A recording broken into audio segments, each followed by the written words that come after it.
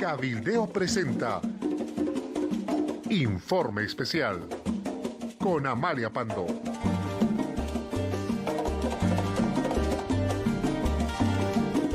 El tema de hoy es un tema del que estamos hablando hace 4 años. Se trata de la muerte en circunstancias aún no determinadas de un bebé de 8 meses que se llamó Oscar Alexander.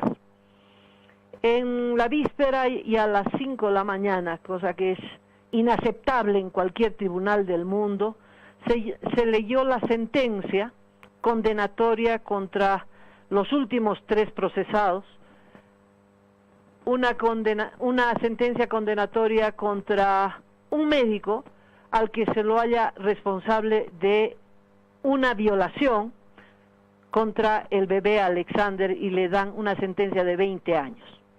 A las otras 2 enfermeras y cuidadoras del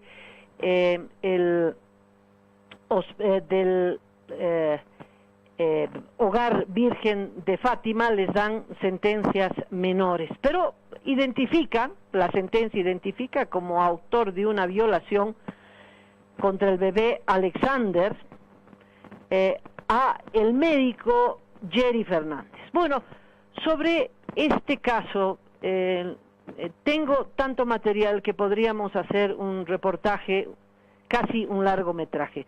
Voy a tratar de apretar los datos con un solo objetivo: demostrar no solo la injusticia de la sentencia leída en la madrugada de la víspera, pero también demostrar cómo la justicia es un tema que nos puede afectar a todos nosotros. Las víctimas de este caso, la principal víctima, el bebé Alexander, pero también 11 procesados que no se sabe si tienen alguna responsabilidad, por lo menos las pruebas indican que no tienen responsabilidad directa en la muerte de este bebecito. Y que no solo los políticos, ¿no?, que perseguidos por el gobierno pueden ser objeto de la injusticia de jueces, fiscales y policías, pero cualquiera de ustedes, cualquiera de nosotros que por esos azares de la vida, mira un médico, una enfermera que atiende un caso de emergencia, de repente están procesados de violación o de homicidio culposo. Vamos primero a describir quién era este bebé. Falleció cuando tenía 8 meses. Este bebé había entrado al Hogar Virgen de Fátima, que depende de la Gobernación de La Paz y que está ubicado en la zona de Obrajes de La Paz, fruto del abandono y el maltrato de sus padres. Madre y padre eran víctimas del alcoholismo y también de la drogadicción, y el bebé sufría agresiones por parte de sus padres, y a raíz de esto la dirección departamental encargada de la protección de los menores, qué ironía, interna a Oscar Alexander a este hogar en Villa Fátima. Alexander tenía intolerancia a la lactosa. Este es un dato muy importante, porque si a un bebé que tiene esta intolerancia usted le da leche normal, pues va a vomitar, ¿no? Luego usaba arnés porque tenía displasia en la cadera, o sea, un fierro que le separaba las piernitas para corregir la diferencia que tiene en la cadera. Además usaba pañal de franela porque tenía alergias. Este es el informe del CDG. O sea, un niño con estas características. Este niño llega prácticamente sin vida a las 7 de la mañana al hospital del niño. El médico que lo atiende,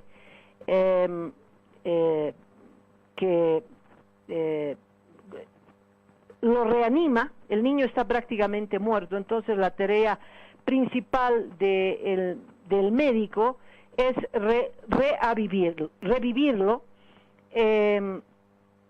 Estoy buscando el nombre, el doctor se llama José Luis Delgadillo, pobrecito, tuvo que declararse culpable de haber hecho un mal trabajo para someterse a un juicio abreviado. Lo reaviva y ve que tiene que entrar a terapia intensiva, que el niño había sufrido un paro cardíaco y respiratorio. El niño estaba helado, congelado, además de mojado, el niño y toda la ropita con la que lo trajeron estaba mojado, y entonces lo remiten al Hospital Juan 23, donde es internado a las 8:40. Entre que llegó al hospital del niño 7 de la mañana y su internación en el Hospital Juan 23, hay una diferencia de 1 hora 40 minutos. En el Hospital Juan 23 el niño sufre otros 3 paros cardiorrespiratorios y fallece a las 6:30 de la tarde. Bien, ¿qué pasó? ¿Quién mató al bebé Oscar Alexander? Esa es la pregunta que deberían hacerse los policías, los fiscales, los jueces. ¿Quién mató o nadie mató o murió fruto de X circunstancia? Bueno, ¿qué pasó? Esa es la pregunta. Y entonces aparece la teoría de la violación. ¿Fue violado o no fue violado? Oscar Alexander murió fruto de una violación.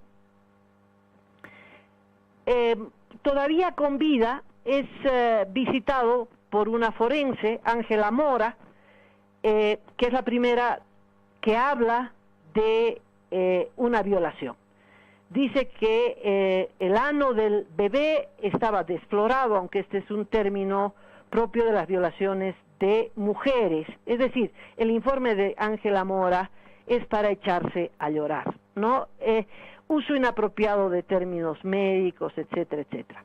Esta forense, Ángela Mora, va a irse 2 años después, becada, sale del país, a una especialización de oftalmología, para que usted pueda entender bastante bien que esta forense lamentablemente ostentaba el título inadecuadamente. Pero ella vio al niño antes de que se muriera. Cuando se murió, otro forense, Cristian Vargas, es el encargado de la autopsia. Y en la autopsia, este forense también habla de violación. Dice que el niño murió por una anemia aguda severa, por hemorragia externa, laceración del ano sigmoidea y traumatismo anal penetrante. Usted oye estas palabras y entonces pues sí parece una violación, pero no dice el niño fue violado, no es esa la conclusión. Ambos forenses van a ser retirados, van a ser despedidos, pero esta es la base de lo que a todos nos espantó, nos conmovió, y es que el niño fue violado previamente antes de morir. Entonces, ¿quién violó a el bebé Alexander?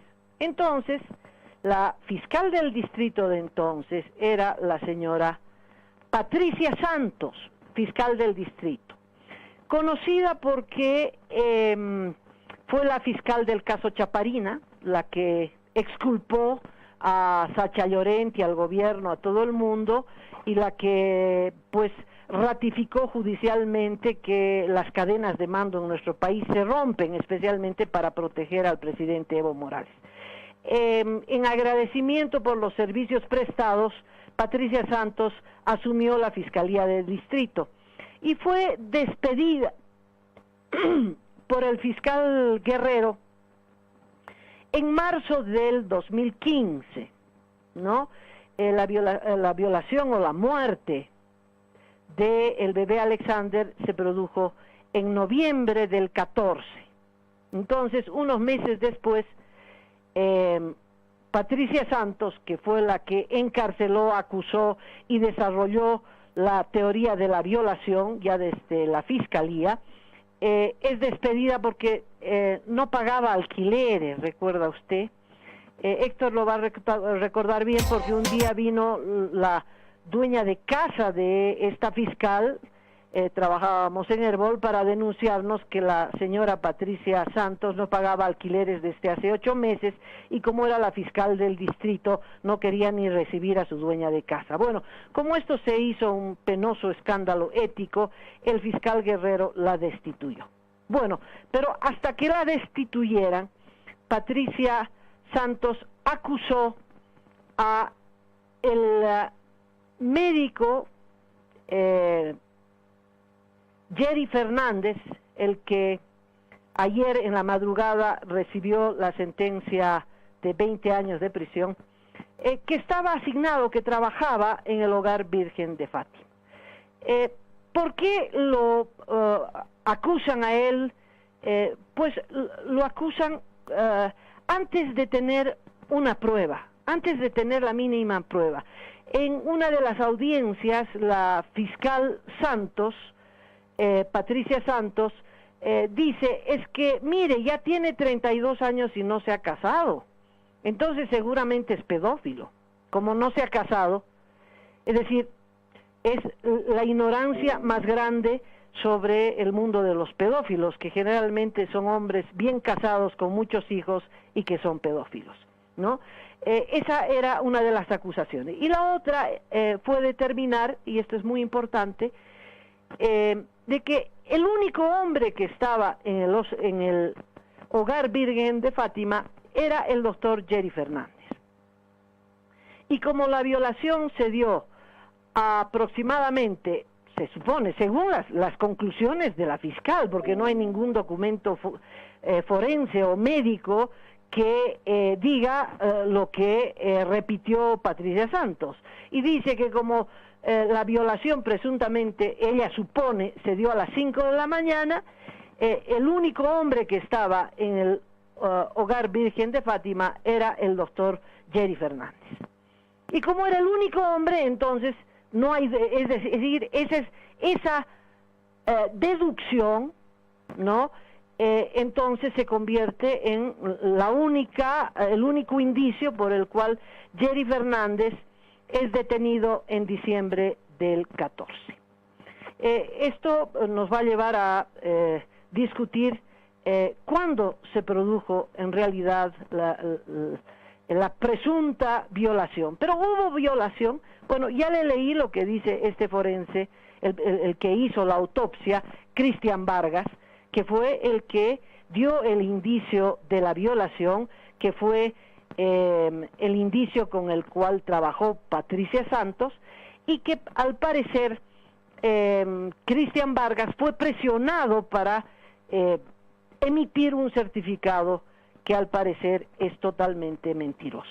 Cuando detienen a Jerry Fernández en diciembre del 2014, la detención de la comisión de 3 fiscales, una comisión integrada por los doctores Víctor Cuellar, Edna Montoya y el fiscal Ramos.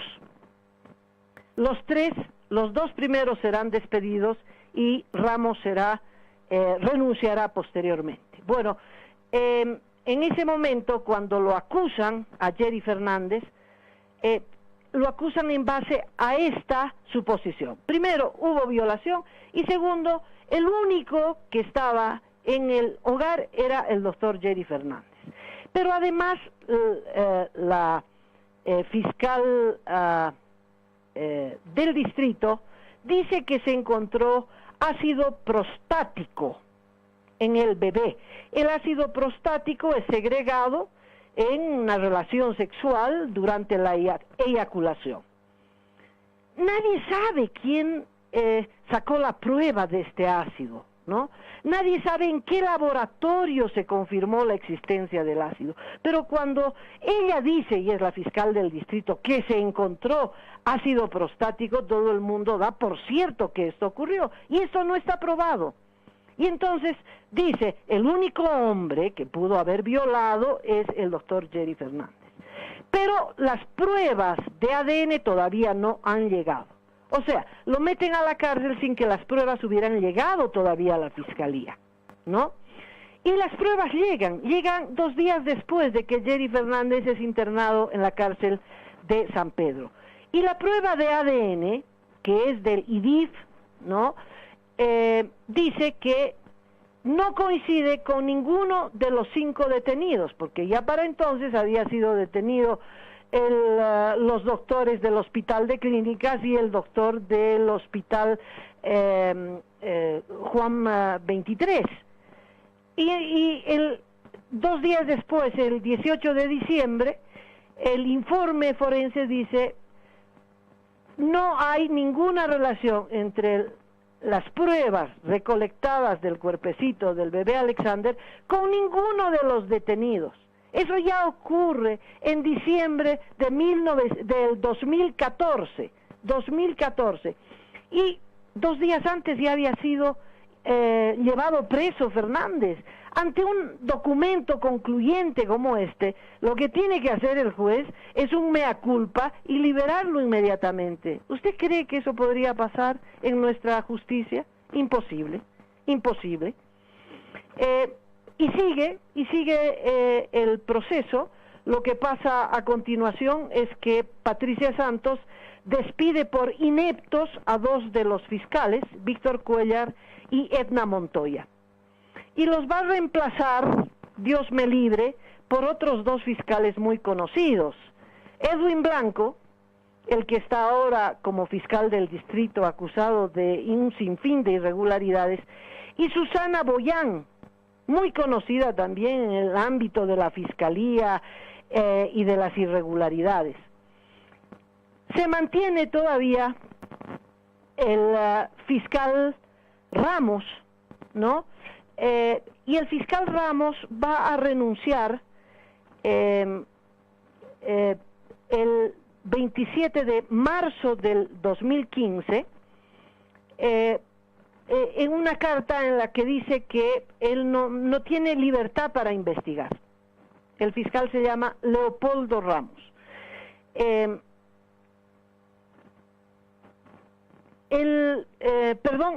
renuncia el 19 de mayo por falta de autonomía, dice, por falta de autonomía. Bueno, después de que él renuncia a esta investigación, y ya cuando se denuncia a la Fiscalía que está presionando a los detenidos, a los acusados, para que se inculpen y se sometan a procesos abreviados, y que en sus denuncias todos digan que el niño había sufrido una hemorragia, porque se hablaba de que el niño había muerto fruto de 10 horas de hemorragia continua y que los médicos no lo habían atendido, y que por eso entonces los médicos tenían que ser procesados por homicidio culposo, aunque primero acusaron a 3 de ser los autores de la violación.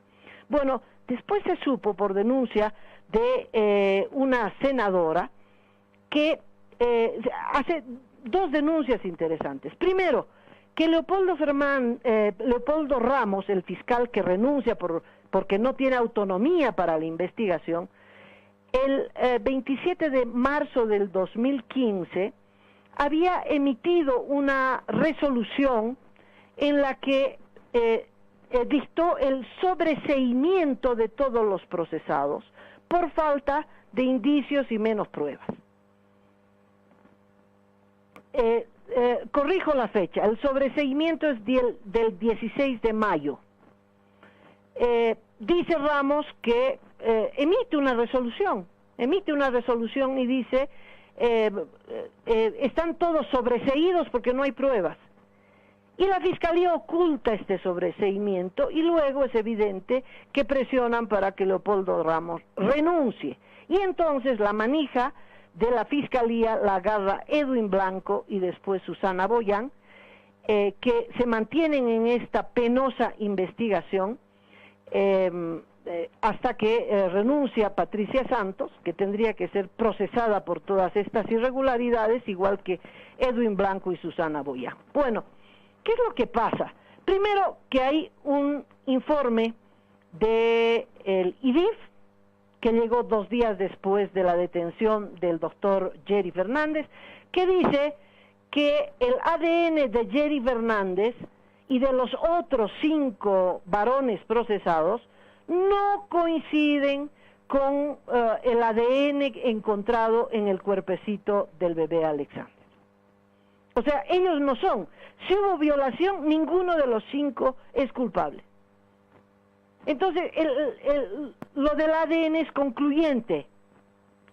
Como dijo el doctor Jerry Fernández, yo no toqué jamás al niñito Alexander, soy inocente. Esa fue la primera declaración y también la última. Nunca toqué al bebé Alexander y soy inocente. Bueno, el informe de ADN, le estoy hablando de diciembre del 14, de hace 4 años, ya decía que Jerry Fernández era inocente, porque en las pruebas de ADN no se encontró ningún rastro de Jerry Fernández en el cuerpecito del bebé, ni de él ni de los otros médicos. Bueno, pero luego hubo otro informe del IDIF que lo dio porque para ocultar las irregularidades y las mentiras, etcétera, los fiscales declararon en reserva este proceso, ¿no? Entonces no se conocían qué documentos habían, en fin. Uno de esos documentos lo dio a conocer el presidente del Colegio Médico, el doctor Larrea. Es un informe del IDIF que dice 3 cosas categóricas. Esto se produce el 2015, el informe del IDIF. 1, no existe desgarro en el ano del bebé. No hay desgarro, es decir, no hay posibilidad, señoras y señores, que hubiera habido una violación a un bebecito de 8 meses sin desgarrarle el ano. 1, informe oficial del IDIF, no existe desgarro en el ano. 2, describe el IDIF, ¿verdad? Dice, a 6 centímetros del canal rectal, es decir, dentro del ano del bebé, pero a 6 centímetros adentro del ano, en el canal rectal, hay una lesión del diámetro de 1 centímetro. Usted que me escucha, con las manos mida 1 centímetro, 1 centímetro. Hay una lesión, no fuera del ano, dentro del canal rectal, de 1 centímetro. Hay una lesión. Y hay una segunda lesión, dice, 13 centímetros y medio dentro del canal rectal, dice, en la parte terminal del intestino grueso, en la parte terminal del intestino grueso, y esa lesión es de medio centímetro. Haga con el dedito, medio centímetro. Es una lesión, ¿no? Entonces, que no está fuera del ano, ¿no? Está en el canal rectal, está en la frontera entre el canal rectal y el intestino grueso. La segunda, que es de medio centímetro. Hay 2 lesiones que tiene el bebé por las que seguramente sangró. Segundo y tercero, dice, no existe daño en la superficie del recto, ni en el sigmoides, no hay violación. Categórico el informe del IDIF. ¿Qué es el sigmoides? Es la parte final del intestino grueso, después del colon y antes del recto, ¿no? Una violación, es decir, los médicos que han atendido en el hospital del niño situaciones de violación, saben que los niños son destruidos. En este caso, el informe del IDIF es absolutamente contundente.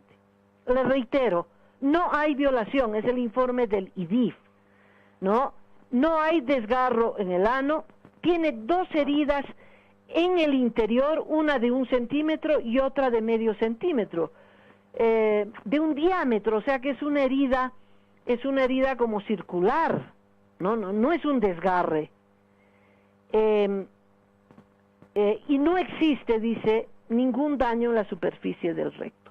Y 3, coincide el IDIF, el ADN de las muestras que le sacaron al niño, aquí no habla de que hay ninguna muestra, como hablaba, ácido prostático. El IDIF no habla nada de un ácido prostático, ¿no? Eso no sabemos de dónde sacó eso Patricia Santos, ¿no? La que era fiscal. Pero el IDIF no habla de que encontraron restos de ácido prostático, no, simplemente de las pruebas que le sacaron al niñito, las comprobaron con los presuntos inculpados y no hay coincidencia, lo que también ratifica el primer informe del IDIF. Bueno, luego el Colegio Médico ya en febrero de este año contrató a un especialista genético, Germán Meleán se llama el especialista genético, y este especialista volvió a analizar las pruebas que ya había analizado el IDIF, y coinciden lo mismo, no hay coincidencia entre las pruebas que le sacaron al bebecito Alexander con ninguno de los 5 presuntos sospechosos, llamémosle, ninguna. A pesar de esto, que es tan contundente, porque ya no es especulación, seguramente ocurrió aquí o allá, o no, es una prueba científica. El ADN no coincide. Segundo, el informe serio del IDIF dice que no hubo violación. A pesar de eso, sentencian a 20 años de prisión a un médico, Jerry Fernández, que tuvo la desgracia de trabajar en el Hogar Virgen de Fátima, y lo acusan de violación, cuando no hay ningún certificado médico serio que diga que hubo violación. El único médico presionado por las circunstancias es Cristian Vargas, que lo echan del IDIF por malo, que lo echan, no es que renuncia, no, lo echan. A él y a Ángela Mora luego son destituidos, y los fiscales son destituidos, y Patricia Santos, que es la que dirige esta barbaridad, también es despedida, aunque la razón inmediata era que no pagaba alquileres. En fin, y que un fiscal, Leopoldo Ramos, dice, no tengo independencia en la investigación, y él ya había sobreseído porque no habían indicios en la acusación. A pesar de esto sigue. ¿Por qué sigue? ¿Por qué sigue? ¿Y por qué llegan a una sentencia de la barbarie, de la Inquisición? Porque Edwin Blanco era el fiscal que fue el sucesor de esta barbarie, y ahora como fiscal del distrito no se va a desdecir y no va a quedar en la vergüenza de haber hecho un trabajo penoso que le va a costar la vida a Jerry Fernández, y que no se va a hacer justicia con el bebé Alexander. ¿Qué más les puedo decir de este caso?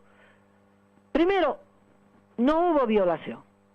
Segundo, la fiscal Patricia Santos decía, el cuándo es muy importante, que lo que inculpa al doctor Jerry Fernández es que era el único varón que estuvo durante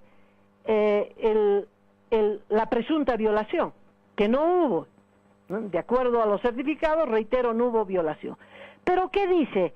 ¿En qué basa la acusación esta fiscal?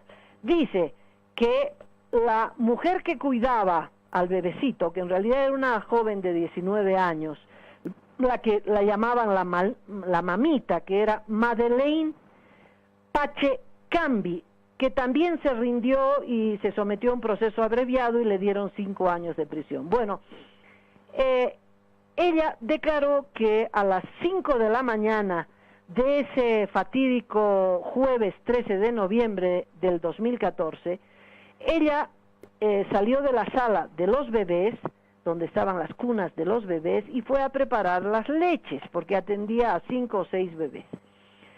Y que volvió después de media hora. Y que entonces, en esa media hora, el doctor Jerry Fernández habría en condicional, porque nadie lo vio, nadie testificó, el ADN no coincide, es más, los médicos y el IDIP dicen que no hubo violación. Bueno, habría entrado y habría violado a este niñito. Entonces, el cuándo es muy importante. De acuerdo a toda la investigación, el cuándo es a las 5 de la mañana del jueves 13 de noviembre del 2014. Pero este cuándo y esta fecha se van a contradecir por los datos que yo le voy a dar a continuación. Un día antes,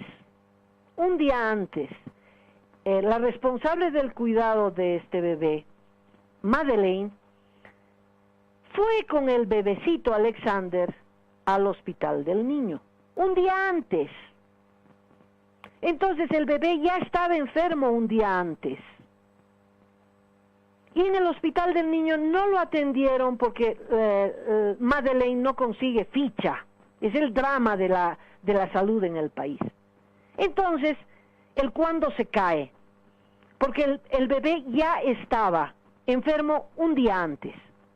Y ya se sabe, ¿verdad?, que el niño tenía estas laceraciones en el conducto rectal, que ya le leí que son 2 laceraciones, una de medio centímetro y otra de 1 centímetro de diámetro, que no se sabe qué lo causó.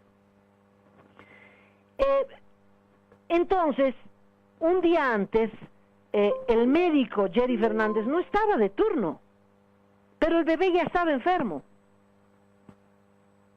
El otro dato muy importante de el cuándo es una declaración que hace el médico del Hospital Juan 23, citado por la Asamblea Departamental.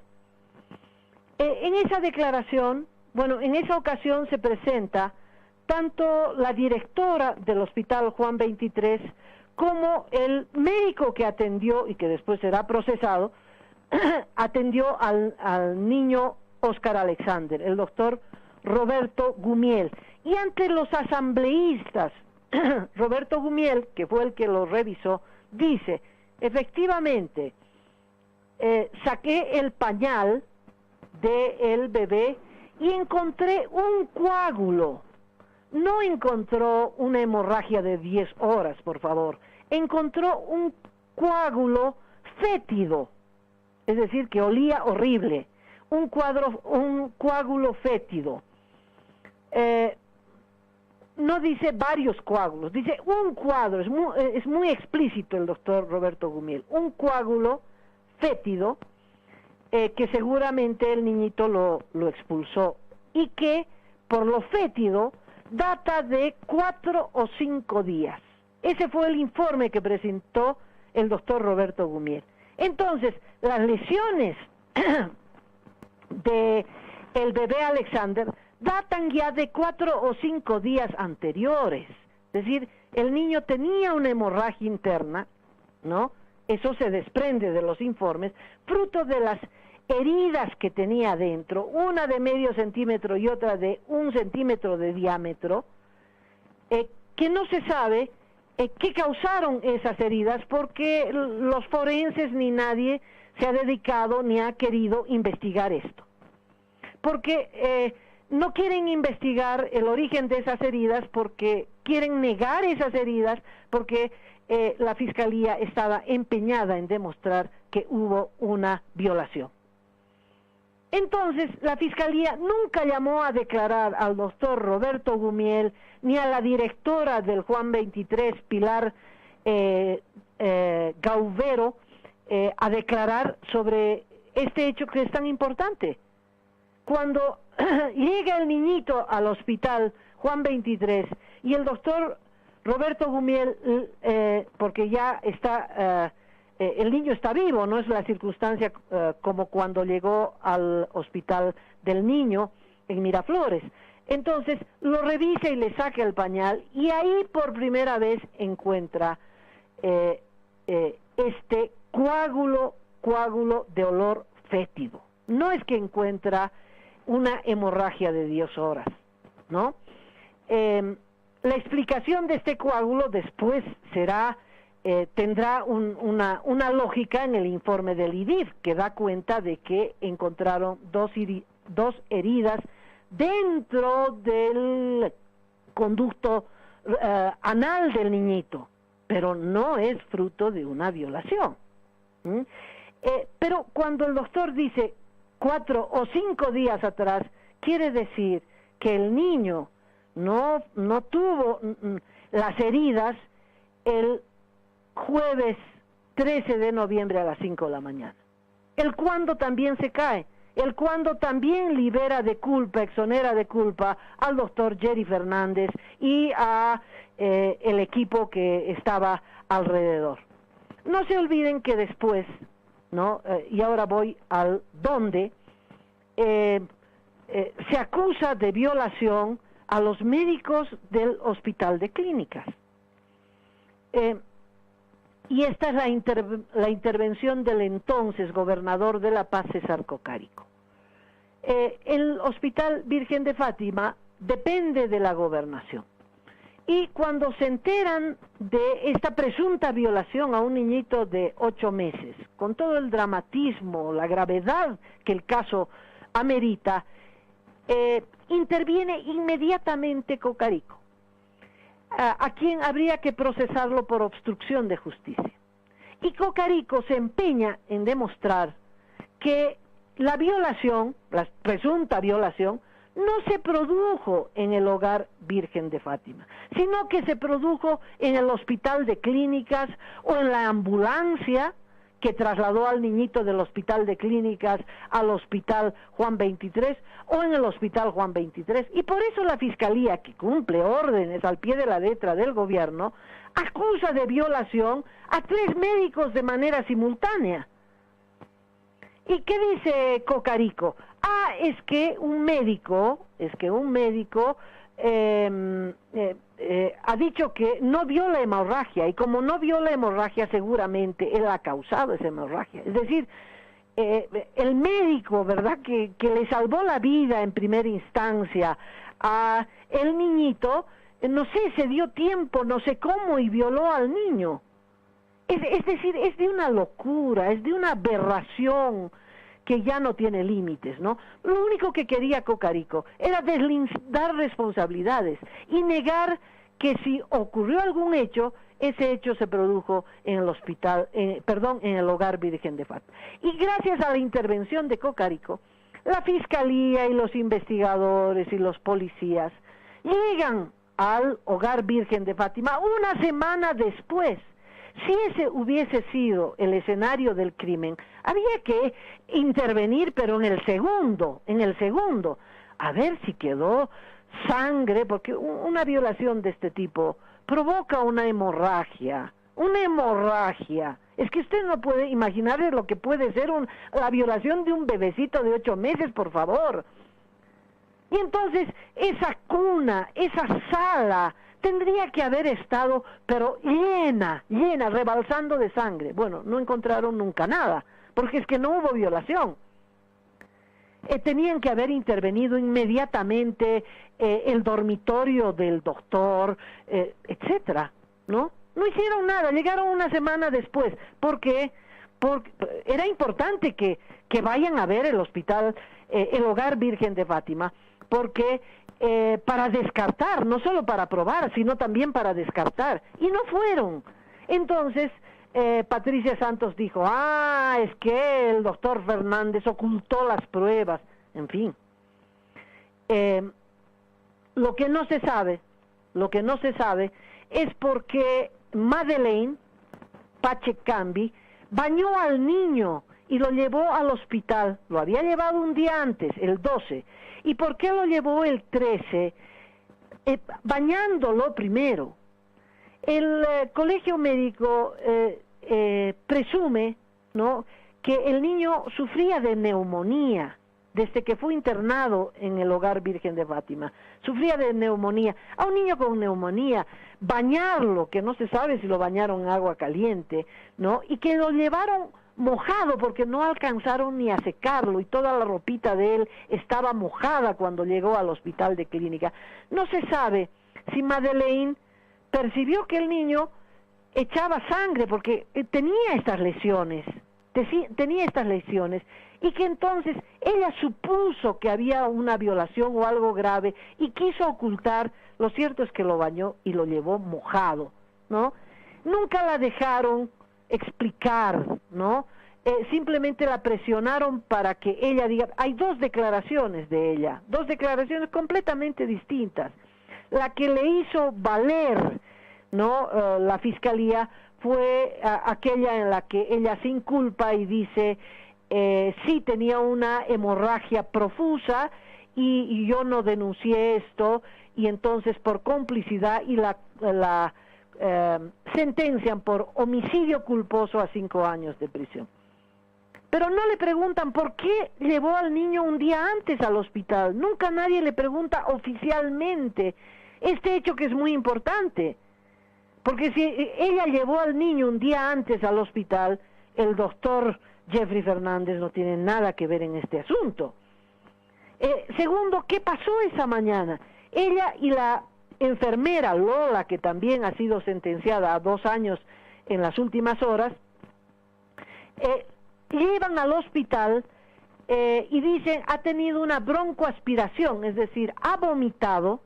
Por eso les di el dato de que el niño era intolerante a la lactosa, y se ha ahogado con el vómito, se estaba ahogando con el vómito. Bueno, cuando llega al hospital del niño, dice, se está ahogando, broncoaspiración en términos médicos, ¿verdad? Ha vomitado y se está ahogando con el vómito, por eso lo he traído. El médico, pues, ve al niño, estaba muerto.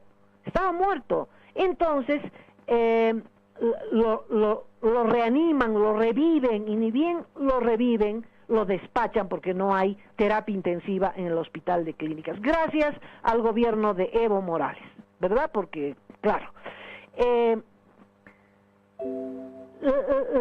la enfermera y la cuidadora no dicen, hay este riesgo, pasó esto. No, hablan de una broncoaspiración. La otra cosa interesante, que los fiscales, al mismo tiempo que acusan de violación a Jeffrey Fernández, al médico del Hogar Virgen de Fátima, al mismo tiempo, de manera paralela, acusan de negligencia a 2 enfermeras, a Nati y a Marta, y dicen que ellas le causaron las lesiones anales al niño porque le metieron o una sonda o un termómetro, y que ellas al tener una conducta negligente, ¿no?, metiéndole el termómetro, le provocaron las lesiones al niño. Entonces no fue violación. Es decir, es tal la conducta aberrante de la fiscalía, que en el mismo papel acusan de violación a Jerry Fernández y en el mismo papel explican las heridas anales del niño diciendo que fueron causadas porque 2 enfermeras negligentes le introdujeron un termómetro. Después se supo que no hubo tiempo para ni siquiera tomarle la temperatura al bebito, y que hubo un error en el informe, y las enfermeras explican, estábamos atendiendo a 2 niños en estado de crisis crónico que se nos estaban muriendo, a 2 niños de manera simultánea, y la temperatura de uno la hemos inscrito en el otro. Pero revisada la actuación de las enfermeras, se supo que al niñito Alexander nunca le tomaron la temperatura, y que por lo tanto, por eso es que no se dieron cuenta de que el niñito podía tener una hemorragia. ¿Tenía hemorragia? Posiblemente sí, pero no una hemorragia de 10 horas, ¿no? Tenía una hemorragia interna, y por eso se le produjo un coágulo que el niño expulsó, y que ese coágulo era fétido, lo dijo el doctor Roberto Gumel. El doctor Roberto Gumel, como los otros doctores que atendieron al niñito, al doctor José, que es el que le salva la vida en primera instancia, aunque le salva la vida por 6 horas más en una agonía muy lenta, pues tenemos que creerles a los doctores, ¿no? Los fiscales sacan conclusiones distintas a la de los médicos y distintas a los informes del IDIF y distintas a los de los especialistas en genética y distintas al sentido común. Entonces, queda claro que en este proceso no es que han habido contradicciones, lo que hubo fue un proceso con una injerencia política de César Cocarico, que desvió el curso de la investigación, que obligó a los fiscales a hacer barbaridades. Primero, de intentar negar que si algo pasó, ese algo ocurrió en el hospital del niño. En el Hogar Virgen de Fátima, y que en el hospital del niño y en el hospital Juan 23, lo que se intentó fue salvarle la vida al niño, no violarlo ni matarlo.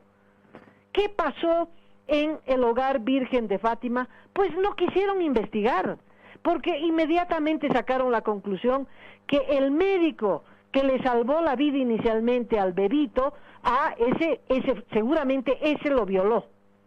En palabras de Cocarico, y que si no fue ese, pues en la ambulancia. Y si no es en la ambulancia, entonces el médico que lo atendió en el hospital Juan 23, ese lo ha tenido que violar. Y sacaron la violación por la ineptitud de un forense, Cristian Vargas, que puso en cuestionamiento a todo el IDIF, porque contratan gente absolutamente inexperta, como la otra forense, Ángela Mora, que fue 3 años, se escapó del país para hacer supuestamente un curso de oftalmología, que no tiene nada que ver con la ciencia forense. Acosan a cualquiera, hicieron redada, no hicieron una investigación y fruto de la investigación detuvieron a fulanos. No, hicieron una redada, detuvieron a 11, entre enfermeras, médicos, la cuidadora, a 11. Y luego de que los tenían detenidos, adaptaron la investigación al acusado, y no al revés.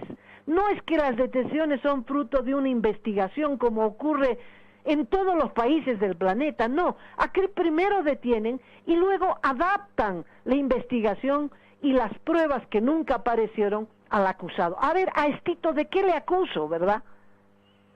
Y bueno, la prueba de la negligencia, porque aquí hay una negligencia judicial.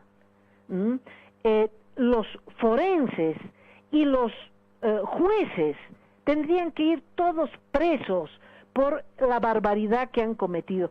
Es tal que en diciembre del 2014 los policías asignados, ¿no?, enviaron un pronunciamiento, una nota a la fiscalía, diciendo que rehagan todo porque estaba mal hecho. Los policías, nadie sabe si estos documentos que de a poco salieron a la luz están en el expediente, porque el expediente se declaró en reserva, primero por 10 días, después por 28 días y después por años. ¿Para qué? Para que solo los fiscales encargados tengan la posibilidad de acceder. La defensa no tuvo acceso a ver el expediente, no los dejaron hablar, es decir, derecho a la defensa ninguna, pero además la aberración, por Dios, los médicos dijeron que no hay violación, no los médicos particulares, no los médicos defensores de los médicos, no, el IDIF sacó un pronunciamiento, dijo, no hay violación, por favor, el ADN no coincide con nadie, eso de que hay restos prostáticos, ácido prostático, no ha sido demostrado, fue una declaración de la fiscal Blanco, en fin, todo está de cabeza, y eso le va a costar 20 años a un joven médico, Jerry Fernández, que ha sido seleccionado por la fiscalía como el culpable. ¿Por qué? Por la desgracia de haber trabajado en el Hogar Virgen de Fátima y porque ese 13 de noviembre estuvo de turno, aunque queda probado que el niñito ya estaba en malas condiciones un día anterior, por lo menos, y el otro médico dice 4 o 5 días antes ya tenía hemorragia interna. A usted le puede pasar. Usted podría estar en los zapatos del doctor Jenny Fernández o de la enfermera Lola Rodríguez o de la doctora Sandra Madeni, en fin, todos los procesados a los que les han destrozado la vida solamente para ocultar la negligencia de los fiscales y después de los jueces, porque los jueces podían corregir esto y decir, por Dios, aquí he ordenado la detención de este doctor y 2 días después me llega la conclusión del IDIP que dice que el ADN no coincide. Entonces, por favor, lo liberaré de manera inmediata, estoy cometiendo una injusticia. No, para tapar su negligencia, entonces lo hunden, declaran reserva en el proceso, 4 años preso, después de 4 años una sentencia de 20 años. Como dijo alguien, me parece que Stephen Hawking, el gran físico británico, hay 2 cosas infinitas, el universo y la estupidez humana. Y este caso es la prueba de lo que acaba de decir. Esta es la prueba de la estupidez humana, pero con un saldo terrible. Primero, no se hace justicia al bebé Alexander, y segundo, se comete una injusticia con 11 personas que fueron torturadas, acusadas injustamente, porque no es que hubo deficiencia en la investigación, lo que hubo fue una actitud premeditada de inculpar a alguien para tapar la negligencia inicial, es decir, es como esas mentiras que empiezan con chiquititas y terminan en unas mentiras muy grandes. A esto se suma el último dato y me despido porque ya me tomé muchísimo tiempo con este caso estremecedor, y es que la Fiscalía obviamente no investigó otro caso de violación que se había producido en el Hogar Virgen de Fátima, una niñita de 4 años que falleció, que fue violada, otra niña también de 4 años a la que le encontraron 14 huesos rotos. La Fiscalía no investigó. Había otro interno en el Hogar Virgen de Fátima, autor de la violación a esa niña. Bueno, no quisieron investigar nada, cerraron el caso porque ya tenían culpable. Antes de investigar nada, este caso ya tenía culpable. Y me despido de ustedes. Muchas gracias por haberme escuchado y espero que este caso vuelva a foja cero y que se vuelva a hacer una investigación para, primero, saber si hubo un delito. Eso es lo primero que hay que averiguar. ¿Hubo un delito? Segundo, si hubo un delito, ¿quién es el autor? ¿Dónde se produjo? ¿En qué circunstancias? ¿Cuándo? ¿Dónde? Bueno, son las respuestas que no ha dado la Fiscalía, porque no se ha molestado en investigar, porque no quiere investigar, porque ya desde el primer día tenía un culpable. Muchas gracias y conmigo será hasta mañana. Cabildeo presentó Informe Especial con Amalia Pando.